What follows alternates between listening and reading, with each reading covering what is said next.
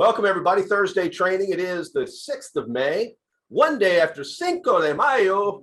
We're here for training on this book right here by Dr. Henry Cloud, 9 Things You Must Do to Succeed in Love and Life. And we are on the third of the 9 Things Today, Leandro. And it is play the movie. Play the movie. And although what I was going to tell you is although the chapter's long, thank you. That's so much better. So much better. So much better. We got Val. Although the chapter's long, and it can be a deep topic, but I think at our level, right, that 5,000 foot level. Now, in the first principle, we kind of got a little bit more dialed in. Do you agree with that? It got pretty granular, which is really cool. I love it when it gets raw. But at a kind of a 5,000 foot level, the concept is fairly simple.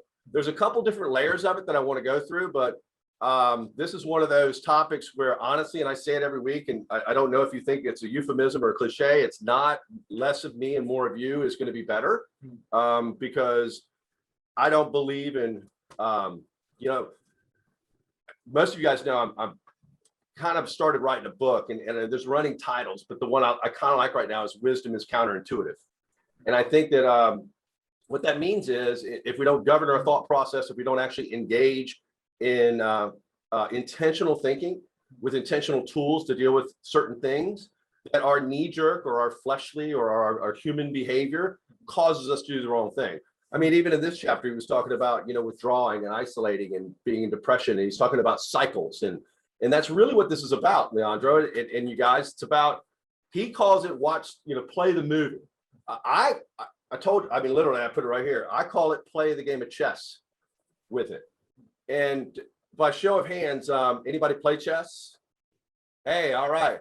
You probably kicked my ass. I'm gonna tell you that right now. I'm not you know what? I'm pretty good, but I'm not that good. I've played some really good players. But the whole point is in the game of chess, and again, he articulates it differently, which is beautiful, because as I was saying in the book, Wisdom is Counterintuitive. I think there's a natural inclination to breed or migrate to blanket policies. And I think that negates the individual nature of people. And I think it's even like the topic is even more polarizing and real in this environment that we're in, Leandro, right? It's you're either left, you're right, you're up or you're down. If you either wear a mask, you don't. If somebody doesn't agree with you, you hate them. And I think that there's different ways that ignores the individual nature of who we are. I mean, Leandro's second language is English. So to think that we're going to have the same values and principles and histories and experiences and cultural and socioeconomic backgrounds that are going to cause us to see things in a similar light, I don't agree with that. I think that we can agree on things, but I don't think we see things exactly the same, which is why I always say more of you guys and less of me is better, because I'm only one voice. I need agreeing voices, competing voices, all different voices is what I believe is the wellspring of what is a really great society. You know what I mean?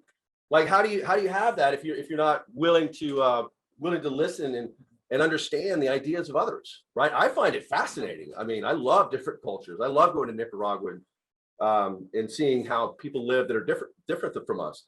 But anyway, I digress, Leandro. This might be a sporadic day, Leandro.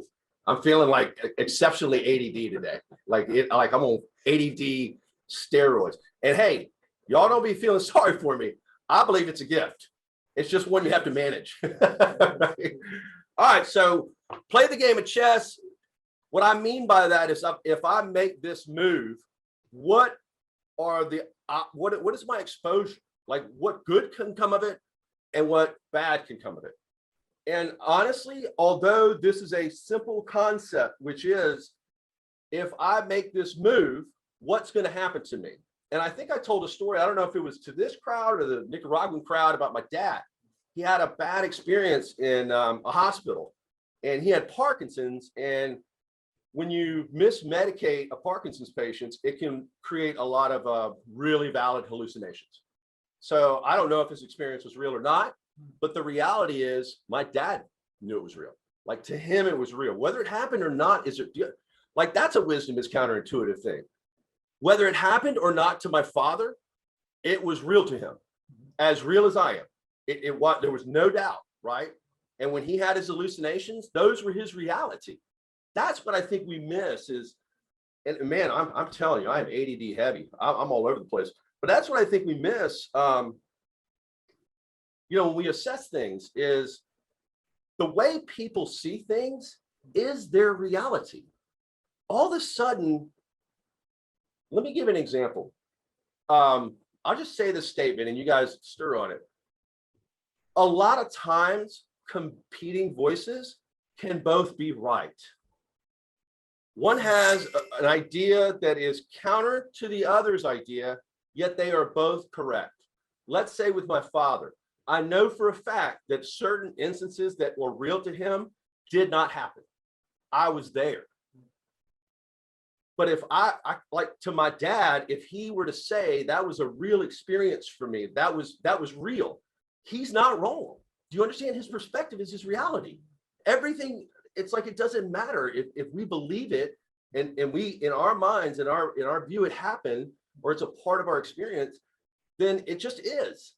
And if I see something as a negative and you see the same thing as a positive based on cultural differences, we're both right. There's no blanket policy. Now there's laws, that's black and white. You break a law, that's black. There's sin, black and white, right? But I'm not talking about that. So when we talk about playing the game of chess, when we talk about playing the movie, it's not just going forward with it and projecting in the future it based on our own assumptions. Deja vu people have more that they bring to the table, more, as he would say, more tools that they bring to the table to assess what that exposure is. Is this going to be a good behavior or bad behavior? Meaning, the story I was reflecting on earlier, and I don't know if I told you guys this or the Nicaraguan group, but my father had in his mind, and maybe part of it was true, I don't know, it doesn't matter. To him, it was real. He had a bad experience, so he was scared to go into hospitals. And a lot of times, anger I heard is a secondary emotion. Like it's like, have you ever like been really scared and you get mad? Like, man, I'm mad. Like if you watch the videos on YouTube, it's pretty funny, man. Most people get mad. So the fear is what creates the anger. You ever been embarrassed by somebody? Man, person who did that, usually I'm mad at, right? So anger, I believe, is a secondary emotion. And it was his secondary emotion to fear. And he feared that that some of the things in his mind that happened were going to happen again. And so he would treat the nurses poorly as soon as he walked in the door. And you remember I told you last week, like when I hear negative and it's like I convulse, like I can't. And I remember I was like, Dad, I don't understand. I mean, how is yelling at these people, demeaning them, calling them names, how is that going to work out for you? Do you think you're going to get exceptional care from these people? Do you think you're going to get tender care? I mean, it's like you're setting yourself up for failure. And a more simple analogy, and I've used it a ton of times, you guys are probably tired of hearing about it, when the cop pulls you over. Either you yell at him. I mean, there was a video of a lady calling a cop racist and all this. It's like, I don't see how that benefits. Like that, to me, that person is not smart. They're not wise, because if they were to play the movie and see, play that scene through, they would understand that their chance of coming out of it in a positive manner is zero. Or when we get pulled over, do we roll our windows down, throw our keys on the dash, and put our hands at 10 and 2 with our fingers spread out? Which do we think is going to elicit a better response? So, you hear that thing, sugar attracts more than honey. Thank you. Attracts more than vinegar. Mm-hmm. Man, that's true, right? But how many people out there, especially now? I mean, I was teaching I know some of these stories are repetitive, but I was teaching a school of kids, and I asked them, I said, how many of you guys are having a problem or having a beef or have something going on? I said it on Monday with your teachers, and a few of them raised their hand, and I walked them through it. And I'm like, okay, let's just assume all the best happens, and let's walk through and see where you end up. How are you going to win that? And so honestly, very simple concept, but amazing how daft most, and I don't mean that condescending. Daft is a kind of condescending. Ignorant sounds condescending. Ignorant just means like they don't know. It doesn't mean they're dumb. It just means they don't know. So I think a lot of people are ignorant to that. Like, because I think any reasonable, and maybe I think too much of people, Leandro, and I'm not trying to be condescending, but in my estimation, in fact, I probably think way too much of people. Yeah, how's everyone doing? I'm thinking, yeah, fine. How are you? Good. Glenn, I heard your inspiring talk the last time. Thank you. No, I just try to say it as it is, every day is a learning process for me, just as well as it is for everybody else. So yeah, me too. yeah. Yeah. And I'm able to, what's nice about it is that I don't mind sharing and helping people out. And just within the past couple of weeks, man, a lot of people come to me on the messenger, and I got to share my videos and chat with a few people. And yeah, it's just really kind of getting to know more people in our community. So it's been kind of nice. Could you tell me some tips about how do you expand your community and network more than what it is? In terms of maybe, is it where you're located? Do you do it like that? Well, for me though, it's because I've been in CBD BioCare for almost 3 years. Okay. So for the majority of mine, not just Facebook and stuff like that, the computer wise, but for me, because I've been with CBD BioCare for such a long time, so many people know that I deal with CBD. So even though that people don't come to you right away, they still have the need that when the time comes, they're coming to you. Absolutely. Yeah. And that's where the patience comes in, because we're here to educate first, that's what. Correct. And that's over the last 3 years. Regardless of the results of when the sales actually happen, but of course, yeah, absolutely. education is so important. Yeah, you can talk to 10 people in a day, 15 people in a day, maybe even 2 people in a day. But we can't enforce the requirement unless they really have it and they want it, and then they understand what's close for them or convenient, because everyone just looks at convenience first too, about, when it comes to like your area and things like that. And then, like people approaching you when they have the requirement. Yeah, and that's the whole thing is because you're not just educating people, but that customer wants to come back to you, so they want to trust you, and to be able to do that, that's the bottom line is trust. Is exactly. Yes, so the longer you keep doing it dedicatedly, so for me, that will gain the trust. So for me, a lot of it is referral, word of mouth. Right. So that's just, and over a 3-year period of time, a lot of people I deal with don't even have Facebook and be on computers, because a lot of people are more of the seniors, and you'd be the medium. Yeah, you'd be surprised on how many. Majority of the people that buy from me, I would have to say, are definitely over 50 years old. So it's just insane. And now that because I paint, for a living, I have my own painting business. But I can't, my knees are shot. Like my body's, 30 plus years of construction, hard labor and stuff. I can't do it anymore. I can't climb up and down ladders. But so back in October, I was able to start learning more about my dashboard, and that's what you'll hear people, other people talk about the dashboard and how important it is to get started and really focusing. Like, in Todd, you guys and Dana probably remember, I don't know, when we first changed over the website and then the new dashboard came out, it was all so confusing.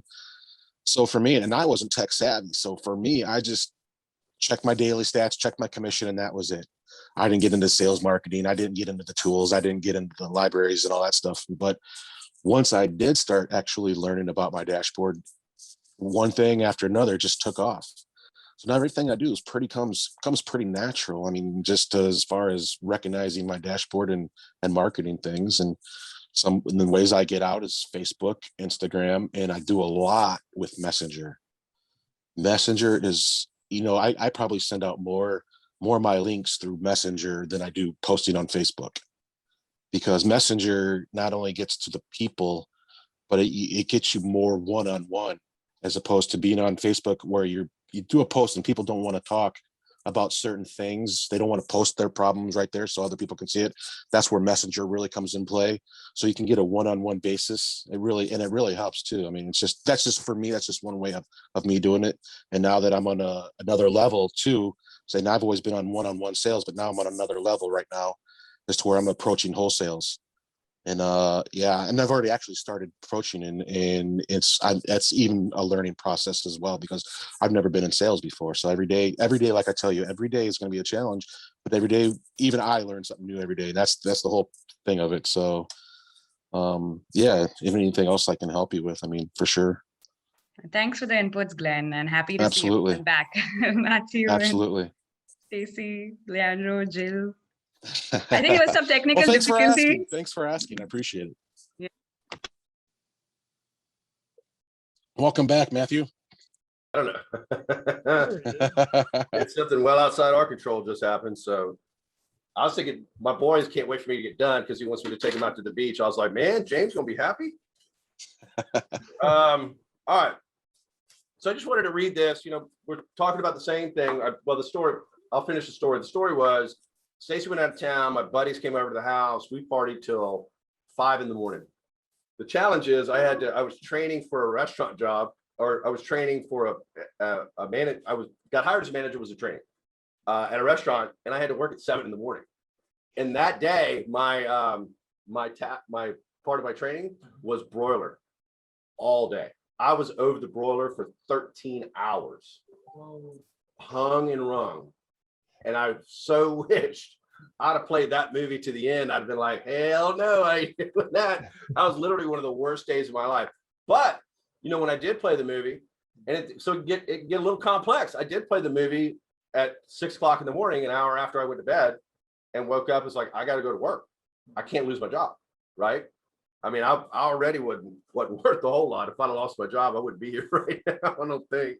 So and I say all that to say, when I was really changing my life, here's the way it worked for me. And I'm not saying it will for you or it has for you or anything, but this is the way it happened for me. It's like I was making a mistake, and then I'd realize after the mistake that I made it. And what would happen is that realization would be shorter and shorter and shorter after the event, to where I would make the decision and immediately feel it. And then eventually I got to where I was playing the movie, where I was thinking of the consequence before it. But it took 20 years of total screw up to get there, right? It wasn't an easy thing to get to. I don't know if it was that hard once I was intentional, but in fact, it kind of happened pretty quickly once I was intentional, but I had to be very intentional about it. So let me just read this real quick. I had it. Any one thing you do is only a scene in a larger movie. To understand that action, you have to play it out all the way to the end of the movie. Playing the movie means never to see any individual action as a singular thing in and of itself. So it goes back to the sowing and reaping, right? What we reap, what we sow. And it's just another way of looking at the very same thing. It's like what I do here is going to have either a positive or a negative consequence in my life. If I'm sowing discord, and I'm sowing lack of forgiveness, and I'm sowing hate, opinionated stuff, and then that's what I'm going to reap. And that's the energy part of what we're talking about with the energy bus. I know that we haven't read that book together, but it's come up a lot. Energy has everything to do with everything. And the people who sow good things in their life reap good things in their life. And it's like, it's like Stacy right now. I mean, I just very respectful of her. She is very committed, disciplined, and changing the lifestyle and the way she eats, which wasn't bad too bad in the first place. She just made, but going and working out and waking up every day and telling me how sore she is. Those are the uncomfortable moments. But see, she's playing the movie, Leandro. She's like, wait a minute. I know that if I'm consistent for 90 days, I'm going to see a big difference in me. I know if I'm consistent for 180 days, everybody's going to see a big difference in me because my body will change. It's a biological requisite. So when we talk about playing the scene, and I'm going to get into it a little bit, and again, this isn't a deep, rich thing. It's the same concept, but looking at the different levels at which it comes into play. It's not one whole general concept. It's a concept that can be used, a tool that can be used at different levels, right? So conversely, it kind of goes, Leandro, to the quadrant 2 activity, right? We can somewhat have a very, very impactful influence on the way our future goes, right? So if I'm riding around on a bald tire and I think, you know what, I'm going to get this tire fixed before it blows out on the road. That's a quadrant 2 activity. It's important, but it's not urgent, right? And we want to do this. Quadrant 2 is a lot of other things, but that's one of them, right, Leandro? So think about what Stacy's doing now. I had a talk with her today, and the movie she wants to play out in her life is her being healthy at an old age and being able, her mother's very healthy. And so she has a great positive influence on how to do something. A lot of times we're taught how not to do something. As a matter of fact, he has a great example in here where a guy's dad died of a heart attack and was taught how not to do something. And so she is playing, what she's doing is engaging in activities in this scene in her life so that her movie plays out the way that she wants to. And now tomorrow's not promised. So listen, we're not being fantasy, this is fantasy land.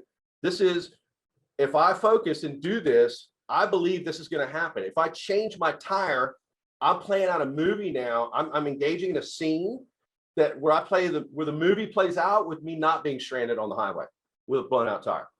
If I start eating healthy and dieting, what I would like, he draws a beautiful example in here, and I don't want to skim over it because it really moved me. But let me read this. Conversely, if it alters the plot of your story in a direction that you would want to go, if it creates later scenes that you would want to live out, like walking my daughter down the aisle, right? Meeting my grandkids. I have to engage in activities today for that scene to come. Because the reality is the future, although not promised, if you are able to enjoy it, it's coming. You're not going to avoid it. Either I'm not going to be able to see my grandkids or I am. Either I'm not going to be able to run with my son, at an older age and enjoy activities with him. He's a very athletic guy, or I am. So if I play that movie out in my head, it should cause me to think, wait a minute, eating bonbons at 3 a.m. and, not ever going to the doctor is probably not going to produce that scene that I'm looking for. And so it's really a matter of the sowing and reaping. What am I sowing right now? And what am I going to reap later? And a lot of times people don't do things because they're uncomfortable. And I would say this, those uncomfortable scenes are creating future scenes. I mean, Stacy's uncomfortable in the morning because her muscles are sore. The future scene is her more healthy and feeling better about herself and looking better. I mean, heartbreak, struggle, pain, sadness, difficulties. It's so counterintuitive that we seek to avoid that stuff. I'm not saying like a difficulty is a tire blowing out. I'm like, that's different. That's like I can change that. But the things that we can't control, those are the things that help us grow if we have the right perspective, right? And I've told you guys a ton of times, always ask what, never ask why. Why me? Why now? Always ask what can I learn from this? How can I grow from this? Those are the questions we need to ask. But the human condition, in my opinion, causes us to ask the why and feel like we didn't deserve it, or we're better than that, or we're special, or we're narcissists, or whatever the heck we're thinking. I had a beautiful discussion yesterday. Oh my gosh. One of the reasons I started this business was to walk through my life slowly, to not be in a hurry all the time. And yesterday I got to go see, hey, she's a member of our family, Dr. Kim. Having horrible, guys, I'm going to share something with you because you guys are, honestly, I really have a relationship with everybody here that's on this call. I've been going through some serious pain for about 8 months. And I woke up yesterday and all the reading I'm doing and all the faith I have and all the joy, I have a joyful life and a great business and beautiful people around me. And I woke up and yesterday I lost hope. I mean, I literally started crying at the bar in the morning. I just was like, man, is this it? Is this my life? And I've already done sound wave. I've already done spider monkey deep tissue massage. My spider monkey. If this lady's 4'10", I'll pay somebody money. If she weighs more than 80 pounds, I'll pay somebody money. And I mean, she jumps up on the table with you. She's a spider monkey. She gets you in ways and like leverages herself and gets deeper than anybody I've ever used. She is fantastic. And she really cares, and you can tell. And that makes a huge difference too. So I wake up, I'm having this, this kind of pity me, feel sorry for me moment, which we all have. And so Stacy gets in touch with Dr. Kim, and I go over there and she does some arnica injections and some acupuncture, which really loosened it up. But that's not what made it beautiful. What made that moment beautiful with Dr. Kim is that intimate moment we shared. She's lost a loved one. I've lost my dad. So we had some things to share. And it was just such a a fantastic moment. And in that moment, for one time, Dr. Kim, I apologize if you watch this. There was one time where I'm thinking, okay, I've got to be somewhere. And I thought to myself, hell no, right? This is where I want to be. I want to be in this moment. And why? Because I want first of all, it was a beautiful scene. It was so touching and warm and lovely. And I just love Dr. Kim so much. But like those connections and those stories and that interpersonal, just that beauty fuels future scenes. Right? It's like, it's almost like working out. It's like, if you do that, you're better at that. And that's what I think life is all about. It's not about, to me, and listen, this is not political. It's just me being honest. It's not about, I mean, we read that book before, right? It doesn't do anybody to tell them they're wrong. Like, it doesn't further. You remember that? Where it's like, if you tell people they're wrong, they immediately shut down. There's biological nervous system stuff that's data, that's like hard facts. So, and you're trying to talk somebody into something, but you're telling them they're wrong. It's like, that's not playing the movie through. That's being in the moment and being lost in emotion. And I would tell you folks, the reason I mentioned earlier, it wasn't a flippant thing, that anger, I believe, is a secondary emotion, is because I think that great deja vu people investigate that. Because if we were really to play the movie out, and listen, I'm open. You guys know I love competing voices.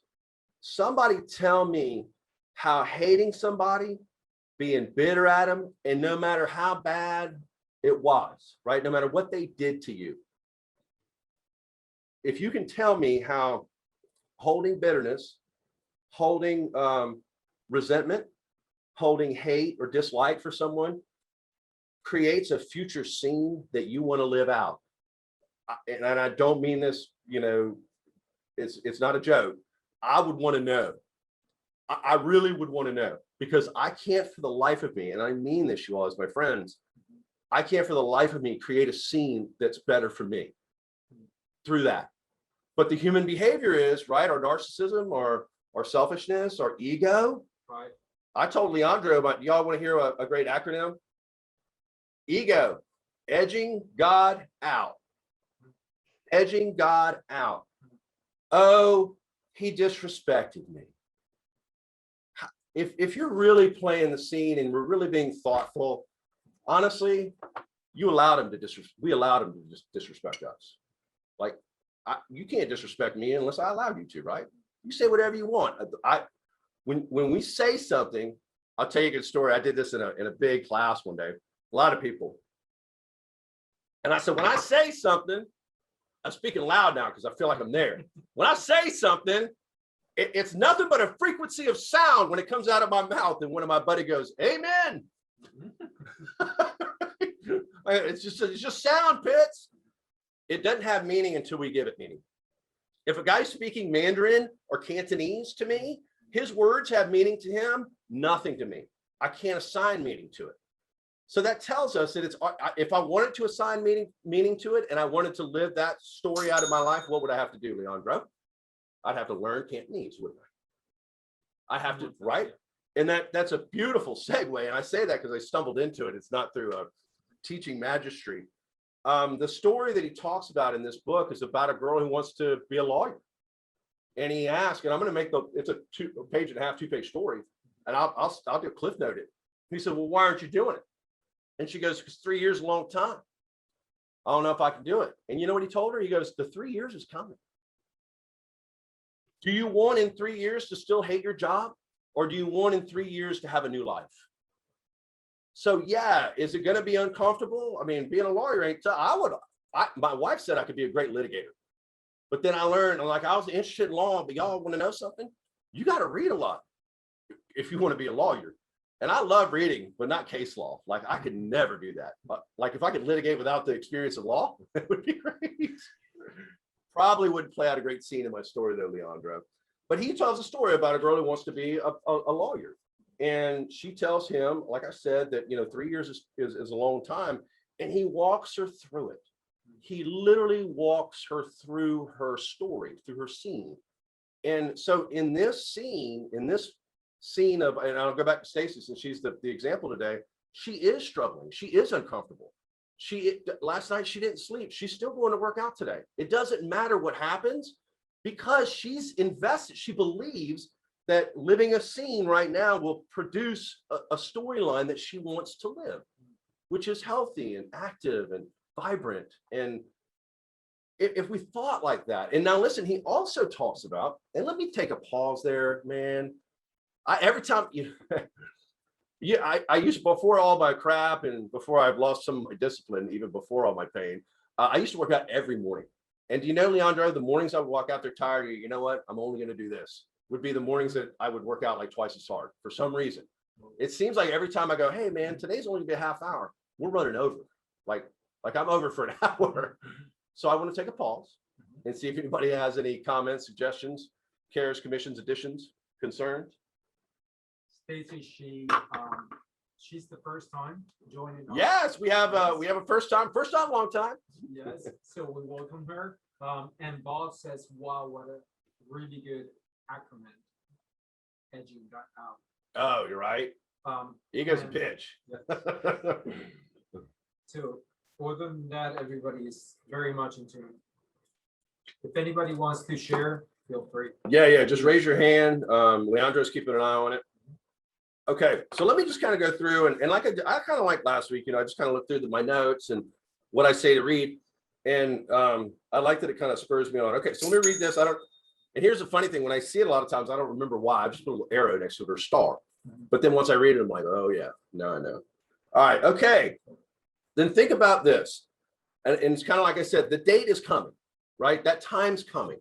In the analogy of, or the story of the young lady who wanted to become a lawyer. That date is coming, period. It is not optional. 3 years from now will come and you will be alive. I repeat, the 3 years is not optional. It's going to come and pass. You will be here, I emphasize. Now, here's the question. Since that day is going to come 3 years from now, on that day, do you want to have a law degree enabling you to do something you love, or do you want to still be hating your life? The movie is not optional. Where the plot line goes is. The movie is not optional. Where it goes, where the plot line goes is. In the analogy of the bald tire, if we take care of the tire, we're doing the best we can to keep that plot line of us being stuck on an interstate from happening. So that's what I'm saying. We have an ability to somewhat create our future. And I say somewhat, like I hope we all understand that. We have the ability, I mean, again, tomorrow's not promised. So, but if you're here and like you have an opportunity, it's like you should take it. And I would say this, if anybody ever says, if you say to yourself, or if you're trying to encourage somebody else, when anybody says, well, it's going to take too long, the response should be, too long is coming. Too long is coming. I mean, honestly, too long is coming. I mean, think about it. It's like, I don't know if that's, some of the stuff I underline is meaningful to me. I hope it is you guys too.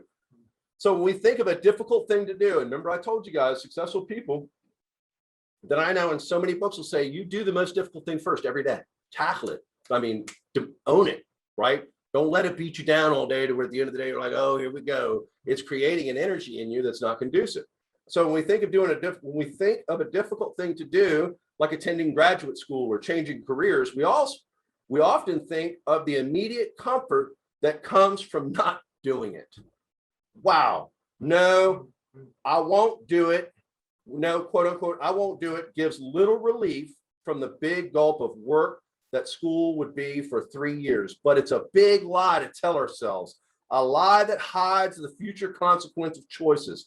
Yes, you avoid work. It feels good in that moment. But doing that, you have made another choice as well, to have a life that you hate 3 years from now. So now we understand some of the importance of digging it up, getting rid of the negative energy, get past it, because you're going to need that. We need that to have an accurate look at the scene that we're in our life. And instead of saying why, saying yeah, this is going to produce in me a character or a value component that's going to allow me to live out scenes in my future story that I want to live out. You guys know, everybody knows what my faith is. I don't hide from it, but I also try not to make it, I know that people don't share my faith, and the message is still the message, right? I would say I have preached in Nicaragua once and here once that very message, that the scene is not your story. And I'm going to go ahead and go where I go with it because it's my experience, it's my history. You can replace anything you want to in it. But for me, I'm a big Jesus guy. And I never, I've definitely had a relationship with him, but I never walked with him and talked with him. And I always think of the disciples, and I always think about people that actually got to be in his presence physically. And I only wonder, like, as much as I love now, Leandro, like, and have such a kindred relationship, how bad it would be to be on Calvary and to see that. Horrific. I've never watched The Passion. I can't watch it. I literally have never watched it. And I would love to. I heard it's fantastic, but I can't do it. Like, I know I can't do it. What an awful scene. But what an amazing story. Because those who share my faith know what happened that day. We got access. I mean, he conquered. I mean, it's just like everything he did, he fulfilled his purpose that day. But it was through something so horrific and so disgusting and awful and hard. And let me give you a more secular example. It's the one that I brought up of Wyoming in the thousands of acres that were burned because they stopped the small burns from happening. Why? Because no one wants to see a good, beautiful forest burn. It's painful, it hurts, it's not comfortable. But you have to burn that stuff off, that methane. It has to burn off for there to be new growth. We have to go through the pain. We have to go through the heartbreak, through the sadness, through the struggles. It doesn't mean we don't have joy. And the joy is understanding that, yes, my muscles hurt this morning, but the joy is that it's producing a movie that I want to live out. Right? I mean, it just makes sense. And here's the thing. It's not that it doesn't make sense. It's that it's not easy. I think it's simple. It's like if I sow hate every day, I'm going to reap hate. I think everybody go, yep. I mean, that's the way it is. But to control our emotions and be pragmatic, like pragmatism and emotions don't play well together. They can, but typically they don't. So we're really emotional. Typically pragmatism is not a huge component of what we're doing or saying. And I love this phrase. Worry is often the non-acceptance of situations that you can't do anything about. How many times have I told you guys, draw a T-sheet? I mean, as soon as you're starting to really focus and meditate and ponder on something, the very first thing we should do is understand, do we have control over it? Listen, you guys don't know my political beliefs. Whether I was frustrated with the previous administration, like that's my thing, or the new one is my thing. Either way, I don't worry about it. And listen, I got a bunch of faults. I'm not saying I'm the guru and I got it all figured out at all. But one of the things that I do really well, and I'm thankful for this because it's not, I don't know how I developed it, but it happened and I love it, is that I have a pretty quick discernment on what I can and cannot control. And honestly, in the political world, what can I control? I voted. I voted for my candidate both times, right? That's all I can do. Past that, I don't worry about it. Now, that's not to say I don't worry about other things that are out of my control. That one just seems easy, right? I'm going to take a sip. Any comments? We're running up against it. I got about 10 more minutes, Leandro. Everyone, it's Dana. Yes, ma'am. I'll have to admit, this was not my favorite chapter. I can understand. I just didn't like it as much as the others. And it was sort of he sort of painted a gloom and doom scenario a lot with the playing out of the movie. And for me, it reminded me of, I mean, I totally understand what he's saying, that any action you take, that's not the only thing that's going to come from that. There are going to be repercussions depending on what we decide to do, right? But for me, it lines right up with taking every thought captive. If I start to think the wrong thing in my head, and I know that's not from God, I'm going to stop it right there because that's where it all starts. Right. So not that I haven't ever let a really bad movie in my life play out, because I have a long time ago, before I wised up and realized that I didn't have control. I was going to mess it up if I wasn't allowing the Lord to lead my life. Right. But I also think that in chess, and I'm not a chess player, I did watch the Queen Gambit though, so I feel like I'm pretty much knowledgeable. You're doing good. You haven't watched that, you gotta watch the Queen Gambit. But is it true that you can lose a battle on the chessboard and still win the war, correct? Amen. In fact, sometimes you purposely do. Mm-hmm. Purposely give up pieces to gain a bigger advantage. Absolutely. Yeah. And don't we do that? I mean, don't we do that? Like when we sacrifice time with our family to do something that's uncomfortable to better ourselves, it's kind of the same thing, right? We're sacrificing, you know, time with family is probably not even a pawn. Time with family might, I mean, you wouldn't sacrifice your queen, right? But maybe a rook. Maybe his family you don't like all that much, right? Or that uncle's going to be there. Thank you, Dana. So listen, as you were talking, Dana, I was thinking about the butterfly effect, right? And that's kind of what we're talking about. It's like there's a reaction for every action. I do want to kind of close talking about, and Dana, you said it. The governor on this thought process, the thing that controls this thought process is what we can't control, right? So we can try to script a scene or an end of the movie the best we can, but there's certain things we can't control, right? So he does, and to your point, Dana, he does, and in the end, he actually says, you know, there's, you know, I know he actually acknowledges that it's a pretty negative, like he draws up some pretty, you know, poor conclusions. And then he does turn it around, but it might be in your defense, Dana, you're probably right. It's probably a little too late. Right. But he does try to turn it around.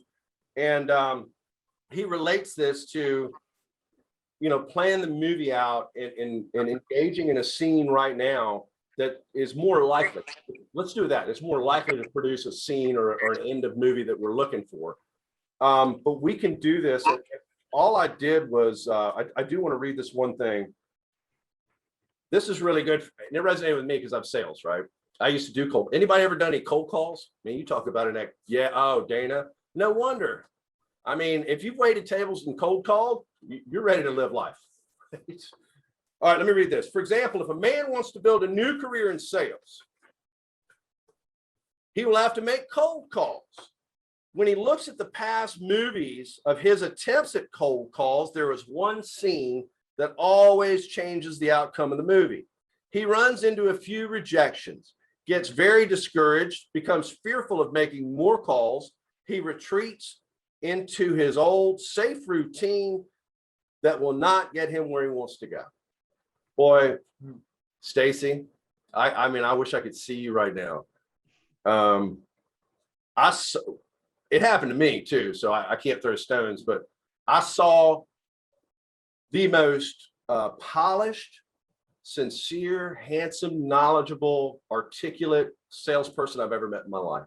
And I'm not kidding you, and Stacy can amen it. This dude was bad to the bone. And he went broke because he had call reluctance. He felt it was beneath him, ego. And so he went broke. And he was in the financial service. He did pretty good in the beginning. And he was a big car guy. He had like 5 or 6 car lots. So he's a successful guy. You know, it's not like he was just some idiot that looked good and talked well. He was very successful. And he went broke. And it was because, and that's why I kind of circled this, because he would, and these weren't even cold calls. We actually sent mailers out and they would send him back saying, hey, call me. And he got call reluctance. I did too. That's why I told Stacy I would wish I could see her. Because that was a big deal. Saying, yes, right. They build up strategies that prepare them ahead of time. Okay, so deja vu people build up strategies that prepare them ahead of time for the failure that has derailed them in the past. At this time, they do not fear it. They're expecting it's coming, right? Right, Leandro? Not why, it's coming. They are counting on it and preparing for it. They have seen the previews, and this time they know exactly what to do. You know what that is? That's failing. I missed it. Now I know what not to do. I've been through it, right? Now I know not what to do. So that's what I'm saying. He is not talking about, hey, we're just going to live today and create this rosy picture tomorrow. Yeah, there's part of that, but part of it is we're going to have a scene or a battle, like Dana said, on a chessboard. We're going to lose. And we're going to learn from that loss if we're intentional, if we're capturing thoughts. Because again, if we're not, what do? We fear rejection. Oh, I failed again. Oh, I always think of Eeyore. Oh, that's just the way it goes. No matter how good it is. So listen, this is my third in closing. I got to work on my public speaking. Play the movie in every aspect of your life. And listen, there's some where I'm not playing the movie. So I'm not saying this from the seat of righteousness. Again, I'm with you. This is speaking to me too. Relationships. Play the movie. Where does this go if I hate on this person? Where does this go if I'm bitter at this person? Where does this go if I say this? Where does this go if I insult them? Where does this go if I edify them, encourage them, love on them, serve them? Where does that go? Right? Parenting. Man, parenting's tough. And any parent out there knows it's tough. There's no rule book. And there's times in my parenting where I literally have been like, you know what? I'm not going to talk to them. Like I'm mad at them. And then I realized, you know what? I mean, immediately, like, what if I do that? And then they don't talk to me. And then what have I won? Now I'm fractured a relationship. I mean, it just causes me to tears. So, you know, and then I go, well, I'm the adult. Maybe I ought to put my ego aside and be you know what I mean? So with parenting, however that looks to you, morality is something he put in here, which I love. And again, I didn't want to go into all these things because I think hitting them at a 5,000 foot level, hopefully will cause you guys to go in and read each one and maybe only the one that's relative to you. You know, we've talked a lot today about health. And I would say with morality, for me, I told Jill the other day that, and this is true, and Stacy can confirm it, everybody here can probably, Leandra probably could too. There's two questions that I ask when I'm posed with a decision in our business. And in no particular order, they're both equally as important. First, does it match our mission statement, which is to get CBD in the hands of everyone who needs, as many people as we can that need it, and help people make money doing so.